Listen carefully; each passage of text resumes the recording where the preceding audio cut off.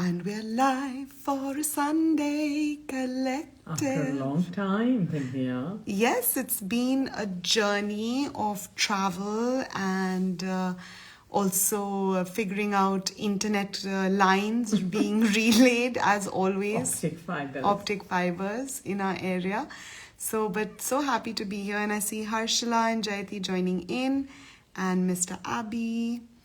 And of course, Mamishi and so many other. Vivek. Yes, Vivek. Ooh, make him younger. Make him younger. Yeah. And so that is the joy of this moment, Ma. And it's interesting that harsh means having respect for yourself. Mm-hmm. And Jayati means to be victorious. And Vivek means to be awakened. And Mamta means motherly love and compassion. Yeah. So are those the vibes that we are imbibing today of the day? Yeah. I love Especially it. with Holi coming up, we really need to have Viveka. We need to be joyously victorious. And we need to have compassion and respect. I love that, Ma. Very exciting. Yeah. So yes, everybody is tuning in. Nice. I love it. So nice. Each one of them is a contributor to the collective whole. And the collective whole is about recognizing our true authentic self and generating spontaneity in living our life well and having the joy of interaction with that humorous, loving, comfortable self, which is who we truly are. And sometimes we spend a lot of time in our life pretending to be people we are not just because we want others to like us. Mm-hmm. And then in that whole camouflage of pretense, we actually lose ourselves. We're so busy building the camouflage, Yes, Mom. And then we are not sure who we are, where we've been, what we're doing, who is, loving us truly for who we are, because they may be loving the pretending self. And when they find out who you originally are, they may not like you, or you may show them something in the mirror of their life that they're uncomfortable with. Like people don't like other people to be better than them. Why is that, Ma? Because you show them the mirror, their own lack of, or their own inadequacies, or their own, patterns of comfort because we are all varied colors. So I'm reminded of a little story. Maybe I've told this before in a Sunday Collective, that there was once this balloon seller. Did I tell this story? I think no, I did. Ma. And that he used to sell his balloons, and sometimes people would not want to buy any more balloons. So he had a marketing genius idea that every time he would not have any customers, he would fill one helium, gas balloon, and he would let it go, and then the kids would all watch and they would run and say, we also want one like that. So his business strategy was really working well. And then one day one little boy came up to him and he said, if you leave a black balloon in the sky, what will happen? So he asked him, what do you mean with black? He said, that dirty, angry, frustrated kind of person who is very dark and, black. So he said that, see, I'll just show you. So he takes out a black balloon, fills it with the helium, and he lets it go. And then the boy is asking him that, how did that happen? He said, son, it's not what's outside. It's actually what's inside that makes it rise up. So finally, it's about who you are inside that's going to make you rise to the occasion, make you rise to the qualities of perfection, make you rise with compassion to instruct yourself to be spontaneous in the moment, filled with compassion and light. It's not so much the color of, a lot of people come to me and say, tell me what's the color of my aura. I always tell them it's pure gold. But are you drinking that gold? Are you part of that golden land, that golden country, that golden body that's filled with the golden light? And are your hands always channeling the golden light? Are your eyes channeling the golden light? Are your ears hearing with the golden light? So finally, it's about what's inside.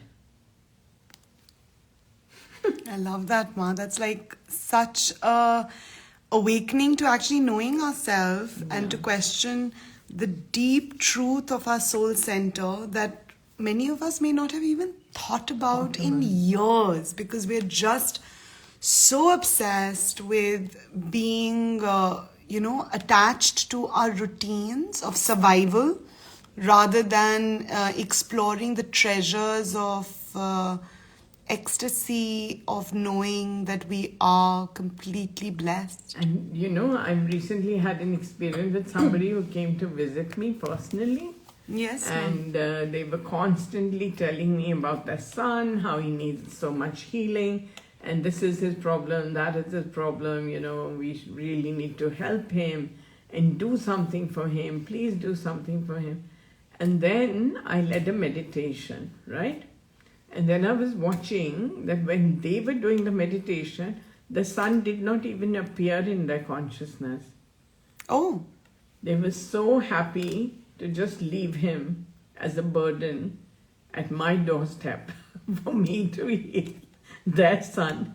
But when it came to actually showing the authenticity in their relationship, their space of comfort, their willingness to help their loved one, there was nothing on the horizon to cherish and to involve him in that moment to receive. So a lot of us actually distance ourselves from our burdens. And that's the sad part of it, because then, Loka Samasta Sukhino Bhavantu, that may all beings be worthy of this moment of receiving that love, that compassion, that authentic intervention of the healing moment, and to resurrect that pattern of goodness, especially for the people who are nearest to you. So the reality is that people don't like their burdens. And if they don't do something about their burdens in the now, that burden is going to only become bigger and bigger rock for a future lifetime. So, take whatever is in your life, take concrete steps to assist, to help, to minimize the pain and suffering of another. And that is the comfort of the maximum goodness that's going to come into your life. So I learned a lot from that person. I said, their son is their dearest possession, and they just thought that once they've told someone, then it's their responsibility. So then when we are, the care and concern that this mother had, or even all of us show or pretend to have, and we're like going back to the beginning point that we are pretending, and then others are validating that identity of pretense, and so then we get attached to pretending. And then when we are actually faced with the truth in the light with the guru, even as what seems so simple like a meditation, then the pretense is just melted away or is forcibly distanced, and your then true authentic self comes out. You don't really care or give a damn.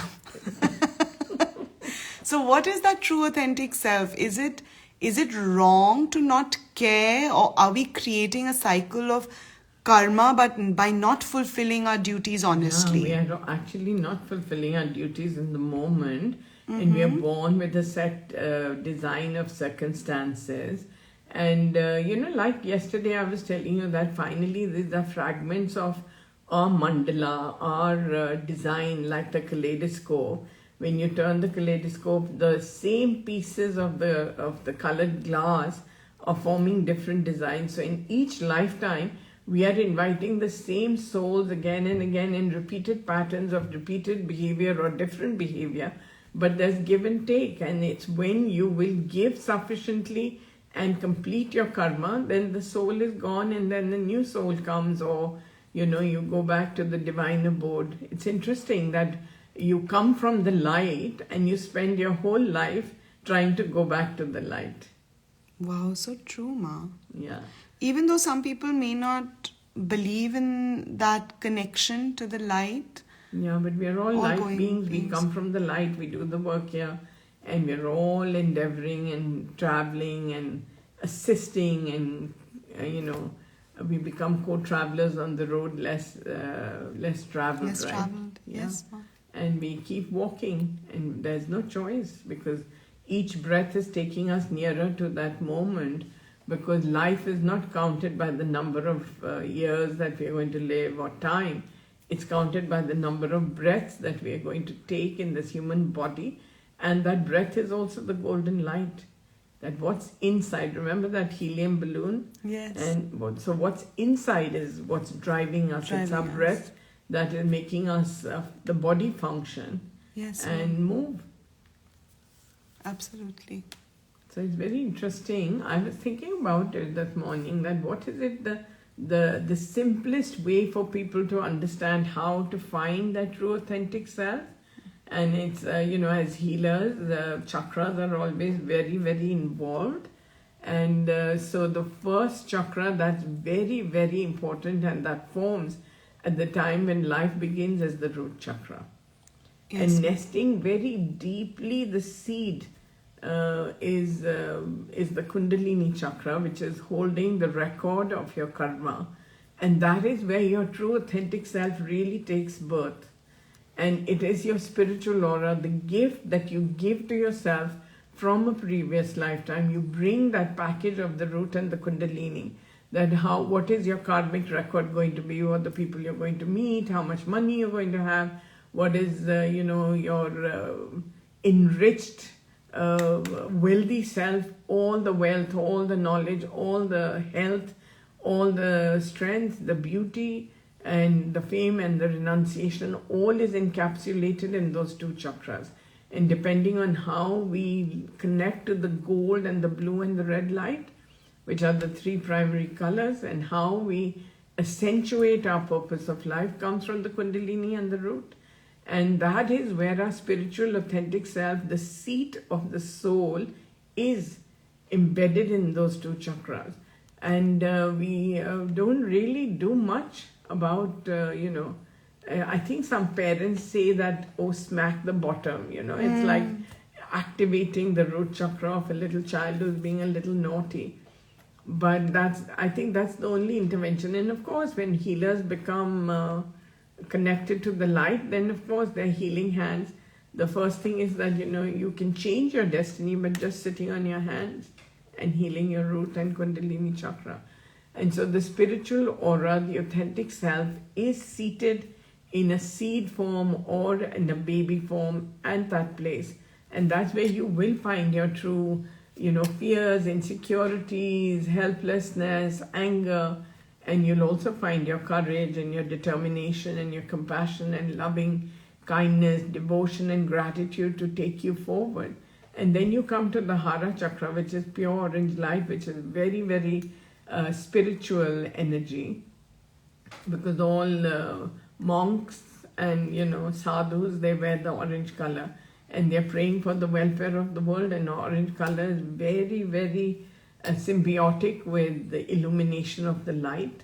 The pinkish orange flame of the sun is circulating in that chakra, and that is the seat of power, your ability to create life, your ability to create your destiny and yourself.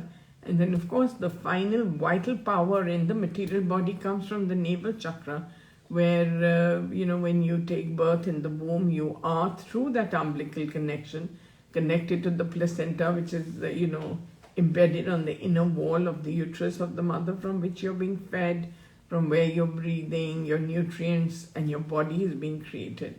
So the first power center is that we create our body in our mother's womb. We create our own body in association with the mother and the father, and they help us. And then we come to the solar plexus, where the yellow light of all ambition is activating. And it's interesting that the blue light is also hovering in the kidney chakras, and the green light is hovering in the liver and pancreas and the gallbladder and the spleen. That whole belt of your waist is filled with the turquoise, the green and the pale yellow light, which is embracing and giving you strength and power to do and be who you are, how beautiful you are, what color is your skin, and is not incidental. It's all coming from that belt of your relationship with the body and with the external world. And then, of course, we come to the heart, where we are seeding that compassion, that light, that generosity, that devotion, that freedom to be who we are and recognize why we were born in this life and what is our true purpose. Many children ask, why are we here? And then nobody can tell them because why? Because they have to internalize and they have to find out what is their true purpose.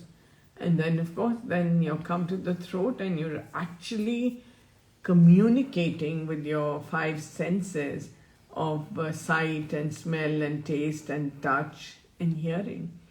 And that is coming from the throat chakra, where you're communicating, you're constructing your abilities. And then, of course, the searchlight is at the third eye chakra, that beam of light at your, enhanced consciousness, where you spotlight and you say, okay, now I want this Gucci bag, I want this food, I want this flavor, I want this nail polish, I want this color of clothes, I want to play holy like this, I want to chant like this, I want to meditate this. I want. The searchlight is always at the third eye chakra, and that is also the place of devotion and service to the divine. So you could be searchlighting, what else can I heal, what can I do, how can I make can I water the plants, can I feed the birds, can I, you can endlessly keep going on. And then, of course, that beautiful white lotus that unfurls at the top of your head, the crown chakra, where you invite everything that you desire. So that's why I keep telling people, don't desire, something that is, that you would not like. So if you send out a universal message, how can I give this example? Yeah, that somebody could say that, I had a really nice nap. And then somebody says, I'm nappy. So what are they really sending out a message? It's not about sleep. It's about they're going to have some bodily dysfunction and they may need a nappy in their adult life. So even structure of sound is not always just evoking, territorial rights. There are certain sounds in the universe that are going to create certain sounds and responses from the universe that you may not even intend. That's why I'm very curious that, if this is the sound, what does it mean in other languages? Because when you're uttering it, they are also going to rush in where fools would fear to tread, right? So you have to be very careful, and that's why they say silence is golden. Because if you just think it, there's little bit karma. When you speak it, there's big boulders of negative karma coming up. And so it can also work the other way, that when you think it, it can be a little bit of positive karma, and that's why we must speak it and act with love and compassion, so that we get big clouds of positive karma. Yeah, remember rain that clouds. lovely Guruji whose student said that he finds it very difficult to chant Ram. Yes, ma'am. And then he said, okay, so you go home and you start chanting Rama, Rama, Rama, Rama, Rama, Rama, Rama, Rama, Rama, Rama. Then he found it very easy. Easy. Yeah. How beautiful is that, Ma? And this entire journey that you've taken us on through the chakras has answered so many questions, I feel, that have come up in the live comments. So I'll read some of them that I feel that you've already answered.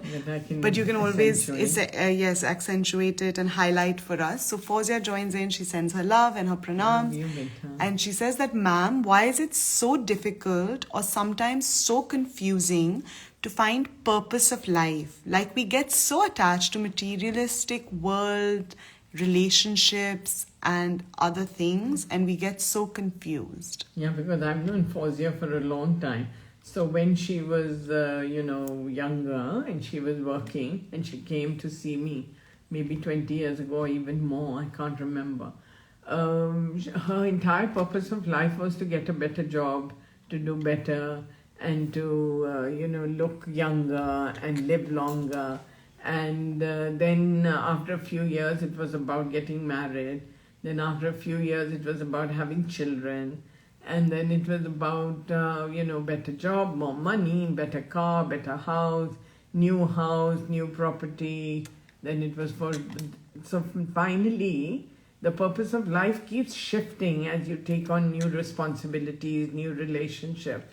But that real, authentic self of 4 years that she wants to live her life in balance, and she wants to be happy internally. And what makes her happy has been camouflaged because she's so busy looking at her son, her daughter, her in-laws, her mother, her sister-in-law, her brother, and the people at work and all, and her husband. And so she's very suffocated. So she's forgotten who she is and what she really wanted. want. Her real dynamic self was always about how she should look more pretty and thin, and how she should, do better at her ability to share. I remember when the first few times that she had come to see me, she had said that, what can I do to make your life better? So I smiled at her and I said that you can make my life really better by doing your healing every day. Yes. So even that she's forgotten. Yes. Right? Because she's so busy. She's also with the same story, my son, and then you gift your son to somebody else. But the reality is that son is a karmic debt from a previous life, or that daughter or that husband. Everybody is coming with the infringement of taking a share of your destiny, or giving you a share Part of your their destiny and your destiny. So I remember once asking my dad, I think pizzas had just been, I think we were somewhere in Beirut, Lebanon. And we had gone to this pizzeria, and it was very exciting, and there were 8 slices in the pizza, right? So I remember asking my father that why do they cut them into 8 slices? So my father looked at me and he said that, why, what do you want? I said, why can't they cut them in 5 slices or 7 slices? Why does it have to be equal? So he said, because the universe wants that everybody should get a fair share, but we are very greedy. So we want to look for the bigger slice. I remember even when we were kids and, we were pouring out the Coca-Cola because the big bottles had just been introduced. And we used to always say that one got more and that one. So now I'm so happy that everybody has these small Coca-Cola bottles. So nobody can complain. Everybody can have the individual bottle, right? Yes, ma'am. Even sharbat, in those days we used to have squash bottles, squash made at home. And we would always say that they got more and we got less. And it was always about More not and having less. equality in sharing. But the reality is that everybody has different slices and shapes, and we always want more. But what is going to that more do to us is we are not sure about it. So That we don't know if we have the digestion capacity for that more. Yeah. And even I feel, Ma, with what you're saying, that the more could actually burn us up. It could be Yeah. so harmful. So what we are perceiving is less is actually just the right perfect amount. slice for us. Perfect slice for us. yeah. So I think that answers Neelam Auntie's question, where she says that, Ma, most of the time I feel restless and uneasy. So maybe that restlessness and uneasiness is coming from that wanting more. More, yeah. And so better to focus on Yeah, the slice and that if we you're have. having pain in the body, then we have to do the exercise. If we're having vertigo, we have to, do exercises with the neck. Every part of your body is your best friend. Because you distance yourself from your body, then the body keeps crying for attention and says, how much attention will you give to your little toe? Not much. Till you bang it against the bedpost, and then you say, ouch, and then you keep pressing it and saying, well, the little toe and the big toe really wanted your attention. So that's why I say that, spend a few moments with your body doing the healing and saying to every part of your body that I love you. That will be the response. Then the body will also say, I love you. And then it will be such a melodious symphony that you won't have to go to the Philharmonic Orchestra to enjoy. Yesterday I was on a call with Shivani and her son was playing the piano. And so I was, after he finished, I was clapping. So she was saying, oh, and I said, yeah, I want to give him a standing ovation. And then I said that, it's very rare in an appointment that I get to go to a concert. Oh, wow. So it was a very sweet exchange that he was playing for me. Very beautiful. I was really touched. I love that. So that's why I think that Zoom and FaceTime are so, so important. Because they keep you in touch with people you love and people who, have moments of splendor to share with each other. So you must take that time out and share. So she said, your time is up. And so I said, no, but this is very important for me. And I had so much, and it's a beautiful memory in my association with Vivan. Yes, ma'am. So I'm so happy. Beautiful. So connecting to that joyousness, we have Ash who says, we are nothing. It's only your grace and love, Ma, that makes us move from pretense to presence and authenticity. Salutations to your divine presence and unconditional, infinite compassion. So sweet. Always remember that you have to stay connected to the white lotus, unfurling at the top of your head. It's like a beautiful cup, and this white lotus is actually made of pure platinum light, and there's lots studded with diamonds, and it becomes the greatest cup of good fortune, and it attracts everything from the universal skies, from the material realm, from people who love you. They may be sending you love messages which you never receive. So let us receive, in Receive gratefulness. in gratefulness and devotion and gratitude and strength. So we have some messages of rejoicement and of course lots of questions. I'll get to that. But first these messages of love and gratitude.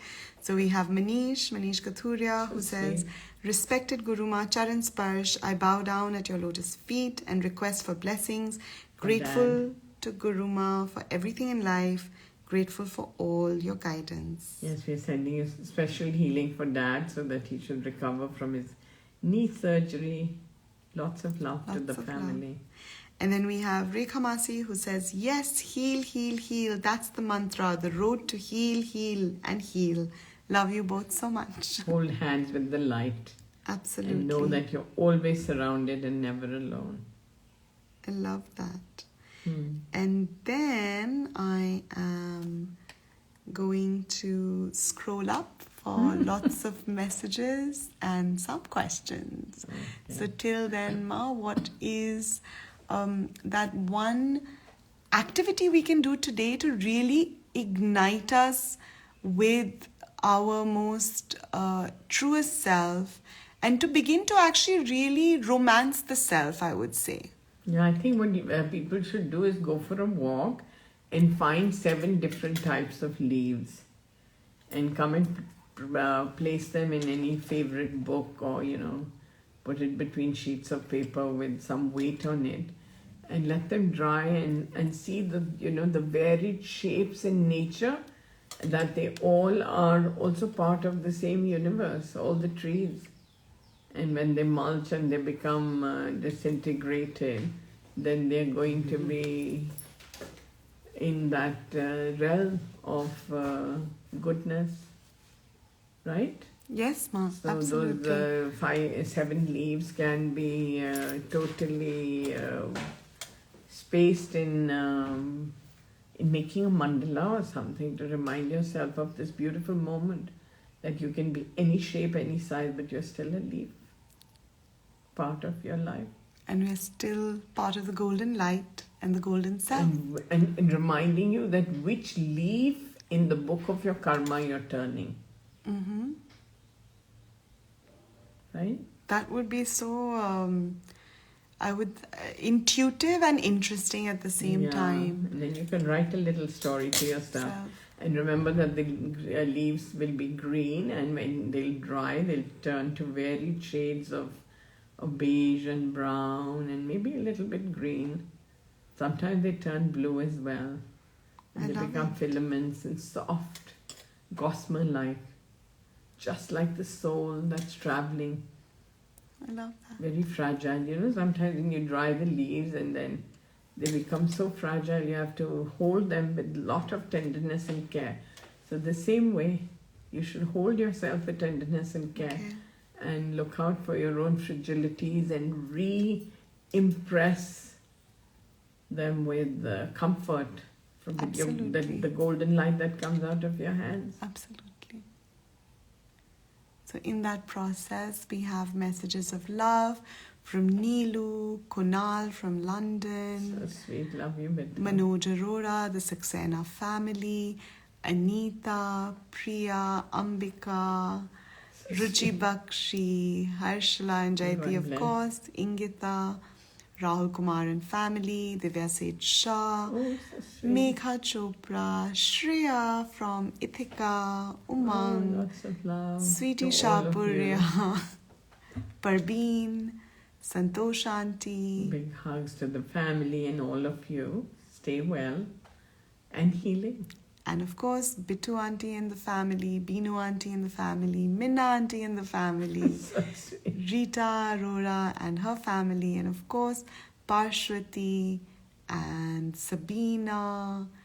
And I love Mamta's message, Mamishi. She says, "What a start, a decoding of the inner wisdom, grateful master." Yeah, and I think that anybody who comes into your life, whether it's a pet dog, whether it's the neighbor, whether it's somebody you cross on the street, whether it's, the plant somebody gifts you, whether it's a bird that comes and sits on your windowsill, you can have conversations with them. They're bringing you some message or some light or some energy that is very vital in that moment. So at least just a word of appreciation or even a thought of gratitude is very, very important. The other day somebody was visiting the Midnight Galaxy and they had left some food on their plate. So Divya was telling one of the boys that you can leave it out for the birds and the squirrels. And so the person spontaneously said, "Oh, the squirrels here must be really fat." So Divya said that, actually they're very intelligent. They know how much to put on their plate and how much to eat. How much to nibble on, I said. Yeah. And then the rest is for the birds, and for some other ants squirrels and to some come. other squirrels. It's not always the same squirrel who's saying, "This is my territory, this is mine, nobody else can have it," right? No. So we have a lot to learn from them. Absolutely, ma'am. And then Divya said that most of the people who come here treat the food as Mahaprasad and they take only that as much as is enough for them. So it was a very interesting exchange. But it stayed with me for a while that, people just think that everybody is behaving the way they are behaving, the way they're leaving the food on the plate. Everybody who's coming is leaving, and so the squirrels are going to have too much food. It's quite, the thought of it all was like, that's their real authentic self. But if you show them the mirror, they won't like it. They won't like it.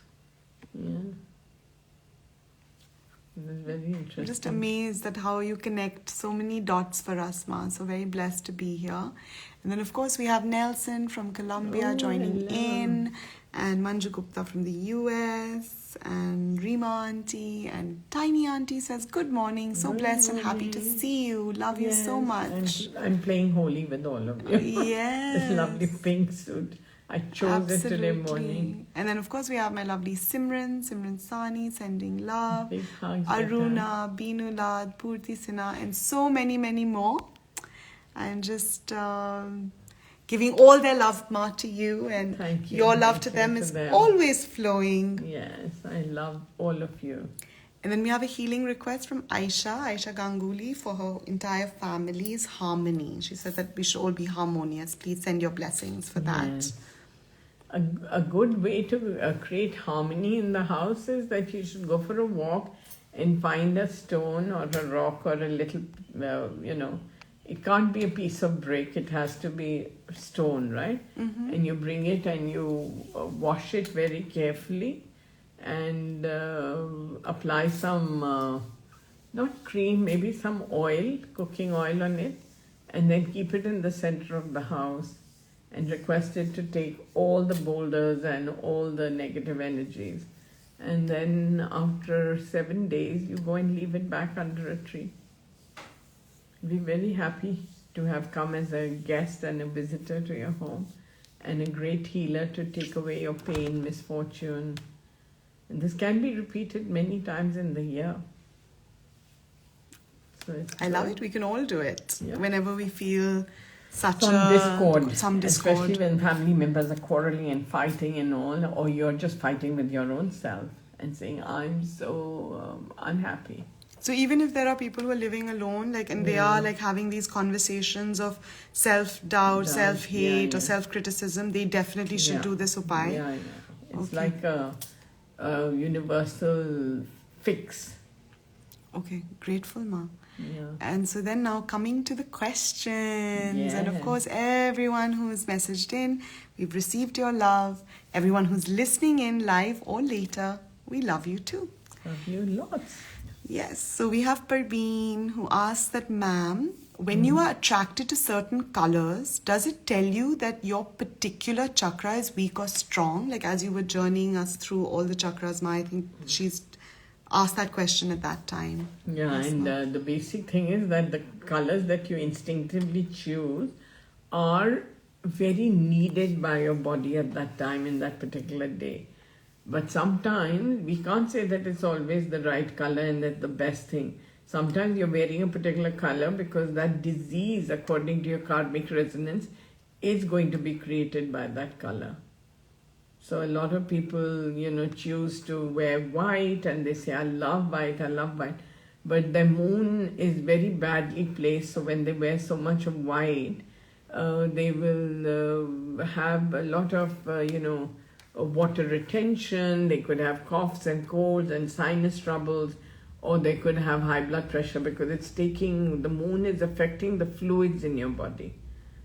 Somebody could be having as simple a problem as dry eyes, or they don't have enough sufficient saliva and they keep feeling a lot of dryness in the mouth. It could be coming from anxiety, but that's being created by the color that they're wearing. So if you tell them just wear, different shades of, beige, they'll say, oh, but I don't like it. So they're actually rejecting their good fortune from coming. So I actually say that you must wear all the colors, not all at once, but whenever you feel instinctively, make friends with your wardrobe. And sometimes, if somebody has a very badly placed Jupiter and you tell them that don't wear yellow, you will notice that on every Thursday they'll end up wearing yellow. And they'll say, Thursdays is my worst day. All they had to do was not wear the yellow and they would be fine. So be instinctive, not say that, I read on the net and they said, Mondays you should wear this color, Tuesdays this, Wednesdays this. You be spontaneous, those are the most appropriate colors. But you don't have to always be Wearing them. Yeah, just sticking to, a certain pattern. Be spontaneous. So be spontaneous, be aware, and I think the safest thing is to sort of change the colors that you wear so that not one color doesn't become too dominant, especially if we don't know which colors are the quote unquote the best for us, because that would also change, I would imagine. The best and the worst colors for a particular person would also change on the day, the month, the year. So we can't become too obsessed. Is that correct? Yeah, that's correct. And I remember when I was in college, I had this thing of wearing the 7 rainbow colored glass bangles every day of my life. And I used to do chun, and I used to wear them. And everybody would say, oh, that's very strange. How do you choose these colors? And that was just Your intuition. The chakras, all they manifested. were all there. They were all. So you could wear all the 7 colors every day. You could maybe have a scarf that you wrap around your throat that could have the 7 rainbow colors, or you could tie it on your bag. Yes. Like sometimes people have like a scrunchie for their hair that could have all the colors. All the colors. So respect all the colors. Don't be afraid of them. I love that. And then we have Sharad, I think, who's asking also a question about the auras and the chakras. Mostly the chakras he's talking about. Yeah. He's saying that what if one gets arousing thoughts after meeting someone attractive or beautiful? How does that relate to our chakras and desires, basically? He says that yes, it's basic human tendency, but I'm just trying to draw some insight that is it a chakra to chakra connection? Yeah, it can be that, that the other person is like a psychic vampire, because sometimes I find that people have auras that are very needy and greedy, and they're like, how would I put it? It's like straws from the aura that just dip into the aura of the other person and they start drinking the life. So I call them psychic vampires. They're just drinking off other people's energies. But this is a human anatomy of the aura response. Everybody is drinking something from each other's auras all the time. And the most magnificent aura is of Mother Earth. And we are all drinking from Mother Earth's energies and from the Father Sky energies. Now, coming to a particular chakra where arousal or perception of attractiveness comes, so at the root chakra, it'll be an attractiveness of a very basic nature, which could be like a physical or sexual impulse. But there are very, very strong spiritual, sentient beings who can also arouse, devotion and graciousness and gratefulness and gratitude, which are also harnessing on the same beauty of arousal and attachment. So it depends on which chakra to chakra that you're connecting with. So it can be heart to heart is compassion. At the throat, it could be about the creative impulse. Somebody could be very aroused and creating a great piece of art, or could be dancing, or could be writing a piece of music, or maybe writing a book. And at the third eye chakra, like I said, is like the searchlight. So it could be about karmic manifestations of how you can assist each other. And so maybe two partners could come together to create, an invention, or, do something about making more money. Like yesterday, I had somebody who wants to start a fintech company about helping others finance their ideas and startups and things. So, everybody's coming together to associate, to assist, and it becomes a very passionate, aroused thing at the third eye. And then if you're coming from the crown chakra, then the greatest healers are born from there. So there could be other souls who are coming in and who are arousing in you this great need to want to share, and it's not always about sex. And if it's coming from the solar plexus, it could be that you have to get on and do things and create things. Somebody could be knitting a sweater, somebody could be cooking a tasty meal because they're so in love with the people that they're cooking for. You can invite a group of people over and you can be very spontaneous, and you have already received the energies of that comfort from them, that appreciation. But basically, you have to understand that as human beings, we want to be needed. And we are always looking at how a basic instinct is to serve. So, somebody could be serving their dog, their pet dog, and, really loving. Somebody could be serving an elderly parent. Somebody could be serving the boss and bringing coffee. Because I remember there was an intern who was working in an advertising agency. So when I'd helped him to get the internship, right? So when I asked him, what have you learned in the last 3 months? He said, I've learned the perfect temperature of coffee that my boss likes. Wow. So he was very aroused and his boss was very satisfied. And he was in great service and devotion. And that's what he learned, how to focus on one thing. Because the boss used to tell him, this is too cold, too hot, not nice, not warm enough, it was, burnt my lips, and so it was quite a humorous take on life. So I feel that everybody is spontaneously trying to arouse interest in each other, and it starts from the aura. And that aura opens up to give and receive because we have karmic exchange with the souls. and then individual chakras start playing into that, and then our words, the way we look at each other, the way we hear what they're saying, the way we touch and feel, and sometimes can be a great sexual experience. So it's just different That's manifestations, because today also your message of the day is about manifesting. So I feel that like what you're sharing with us is so bountiful, because it completely changes at least my interaction, understanding, and initiation of action and thought with myself about how these different states of arousals and influences create different results in our life, and how to be aware of that and to heal with that. So very grateful, Ma, for your sharing. And then we have these two questions that are interlinked, I feel. So we have Priya Kapoor, who says that, Ma'am, what are the steps we can take to know and recognize what will truly fulfill us?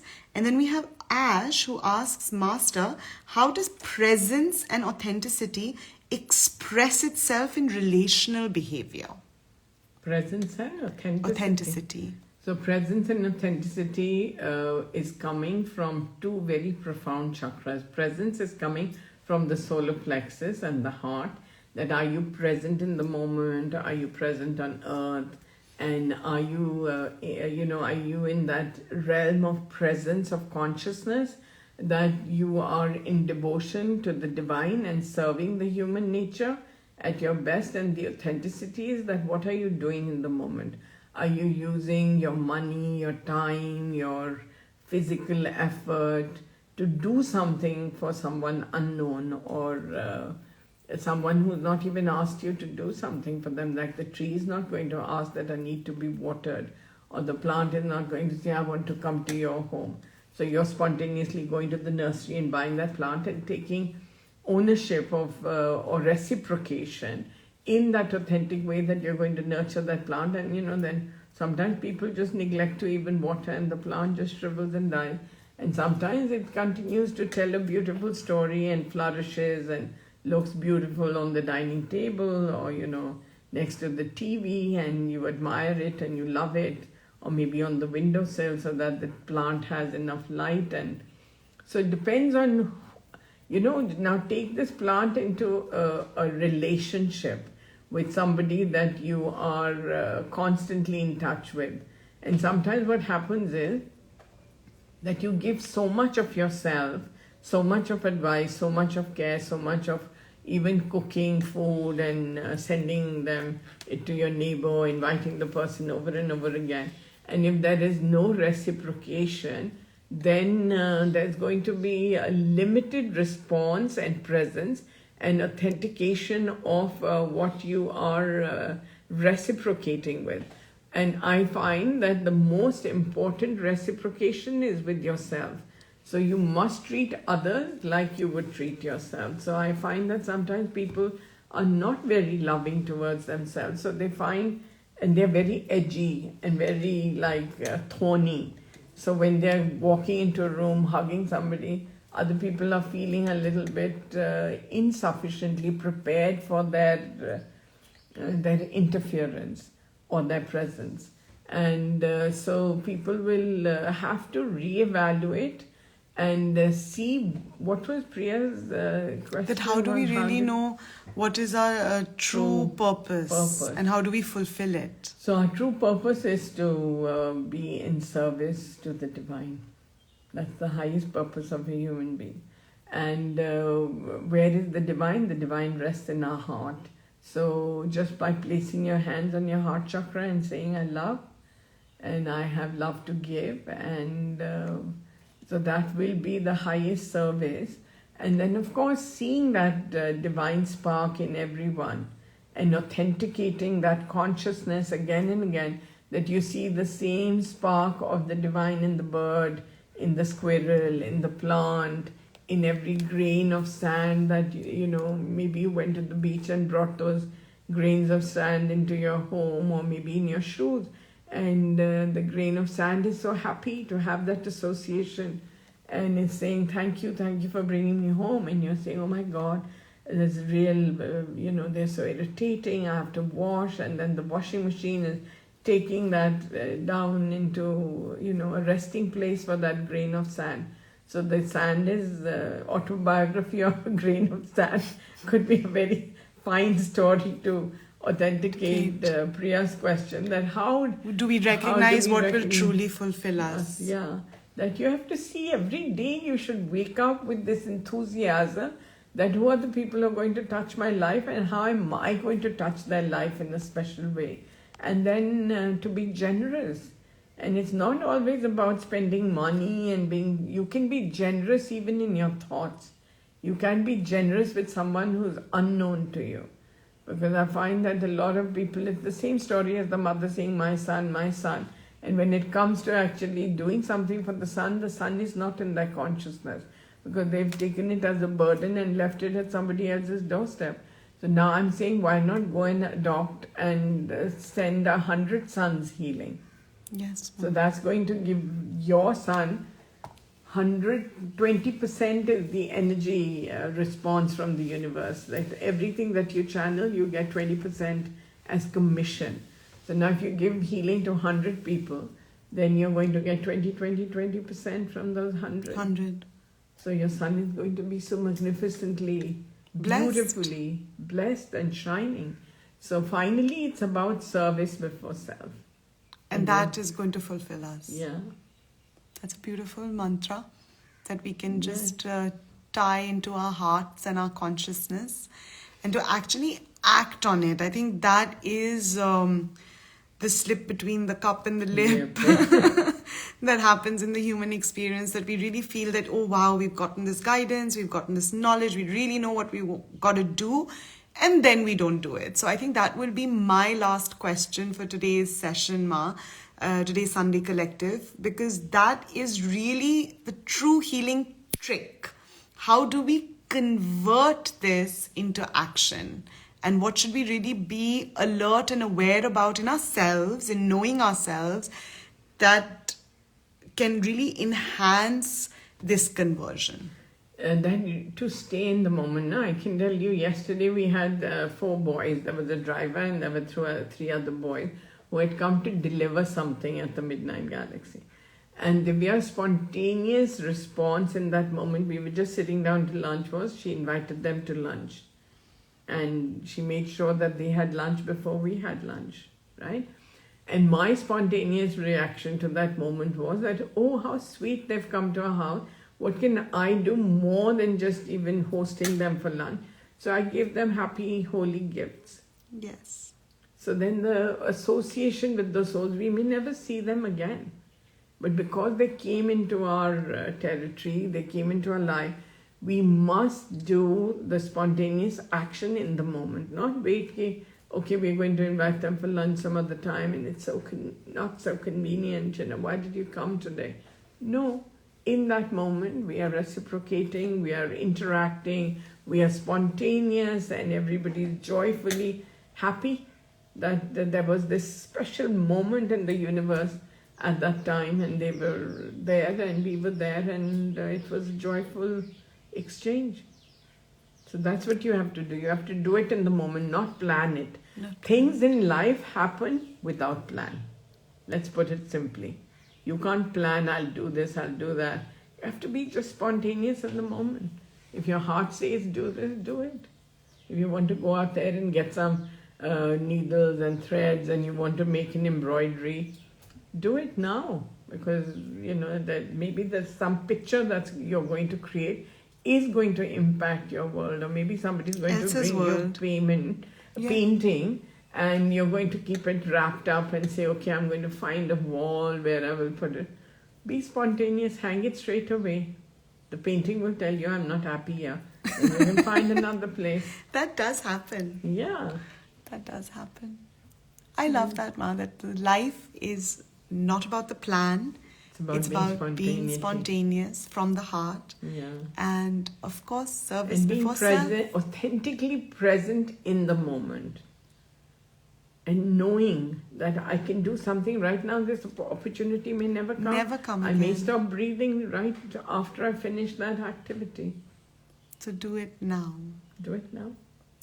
So I think that's the best message, Ma, to end on Yes. for today's Sunday Collective. And of course, With a heart full of love to all of you. Happy Holi, and look after yourselves. Be well. Till next Sunday. God bless. Love you all.